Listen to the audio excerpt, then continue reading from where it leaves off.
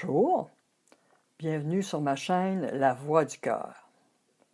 Dans cette capsule, je vous parlerai de la fameuse culpabilité qui peut ronger les proches aidants et les empêcher de profiter du moment présent, de s'accorder du temps pour eux et d'être satisfaits de toutes les actions de la journée. Ce sentiment ressenti peut mener à l'épuisement et même à la dépression. Il est normal de ressentir de la culpabilité par moments. Ce sentiment se manifeste généralement lorsqu'il y a un déséquilibre entre nos valeurs et nos comportements, entre ce qu'on veut être idéalement et les actions que l'on fait réellement. La culpabilité a un effet paralysant. Elle donne l'impression d'être incapable d'avancer. Elle nous tire vers l'arrière et son poids peut mener à un fort sentiment d'impuissance. Je vais vous nommer quelques facteurs qui peuvent engendrer un sentiment de culpabilité chez le proche aidant.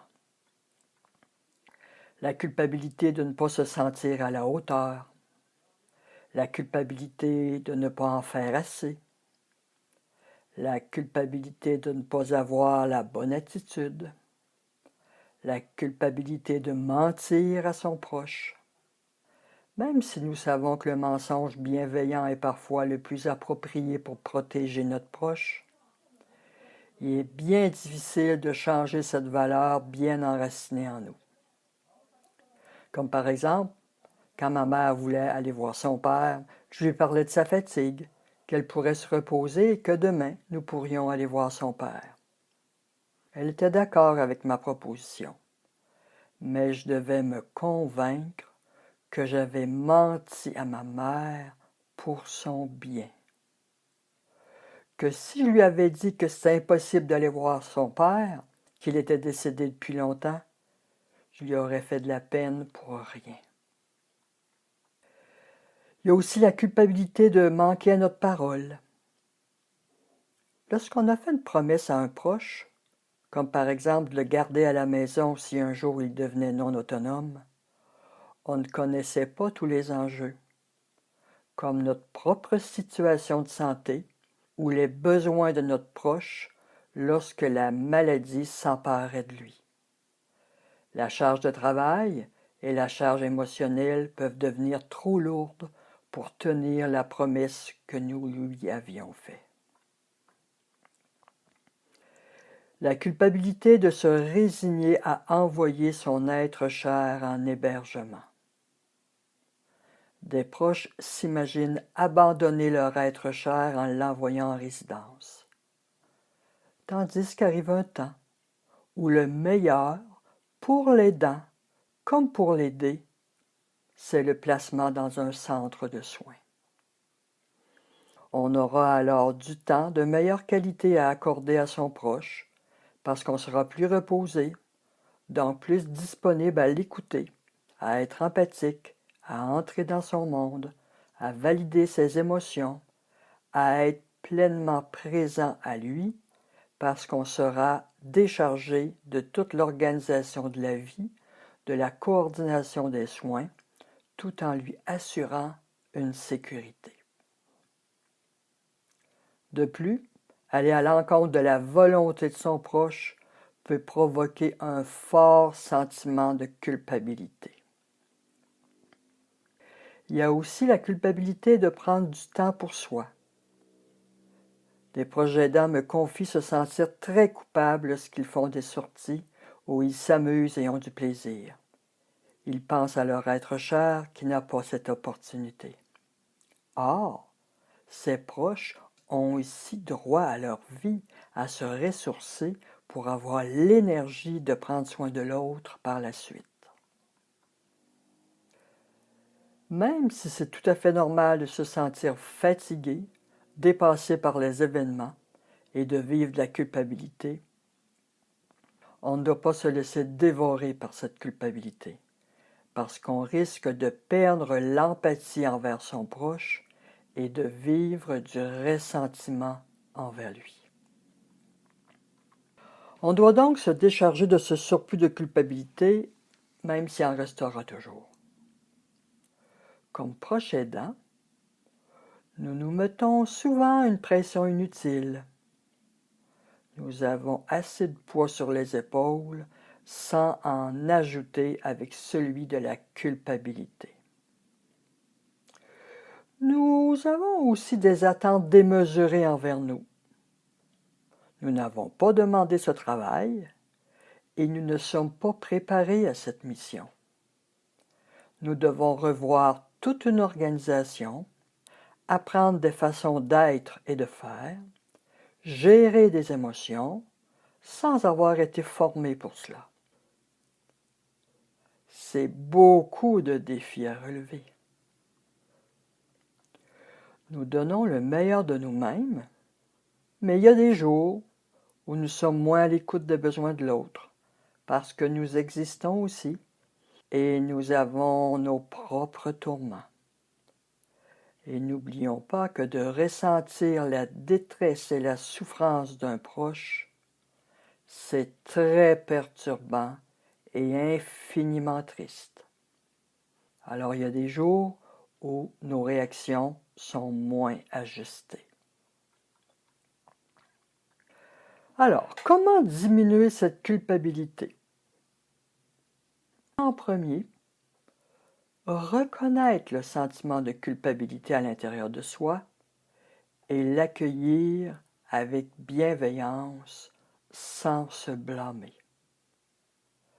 Être indulgent envers soi, se donner le droit à l'erreur. On est en train de construire l'avion en plein vol.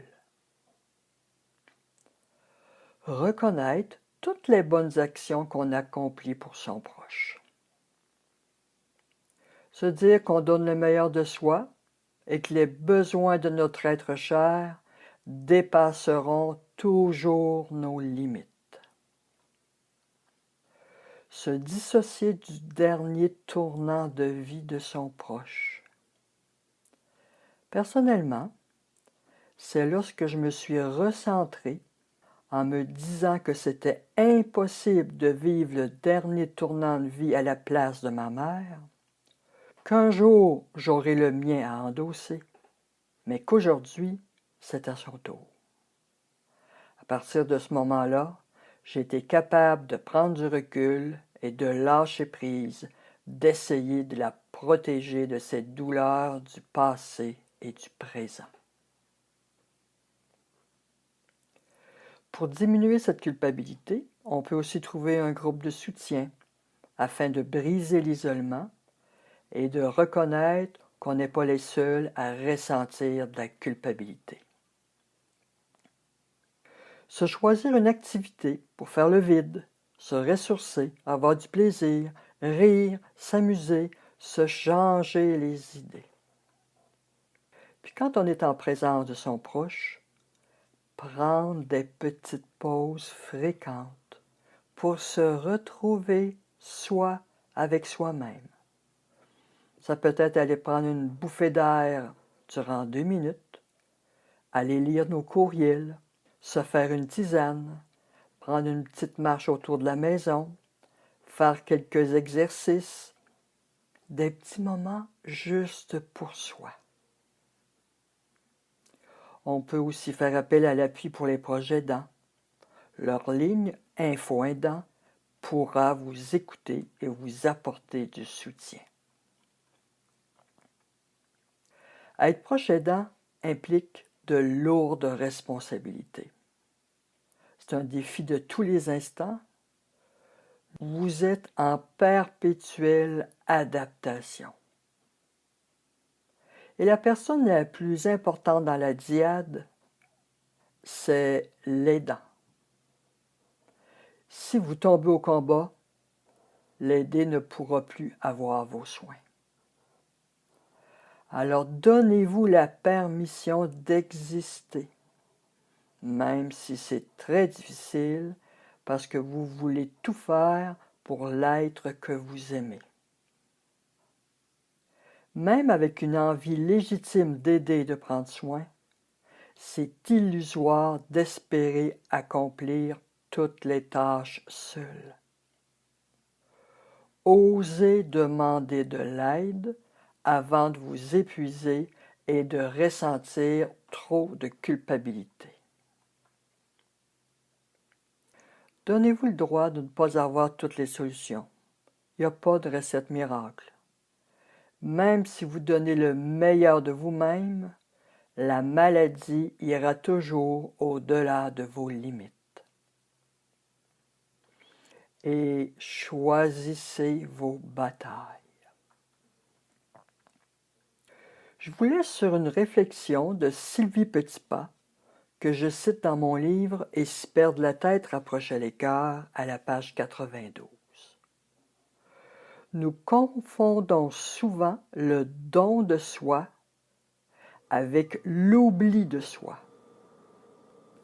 Alors que l'oubli de soi crée une non-existence, puisque la personne ne vit que pour les autres en s'oubliant elle-même, le don de soi exige pour sa part de développer une forte présence à soi, car pour faire don de soi, il faut d'abord s'appartenir.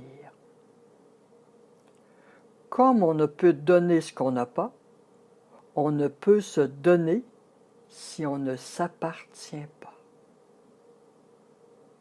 Voilà.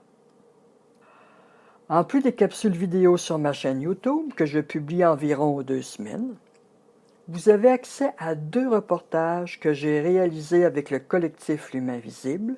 Le premier se nomme « Communiquer autrement » et l'autre pour titre « Le deuil blanc de l'ombre à la lumière ».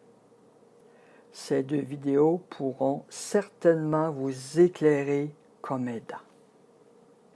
Alors merci d'avoir visionné cette capsule vidéo. J'espère qu'elle vous aidera dans votre mission de prendre soin de vous et de l'autre. Sur ce, je vous dis à bientôt dans une autre capsule.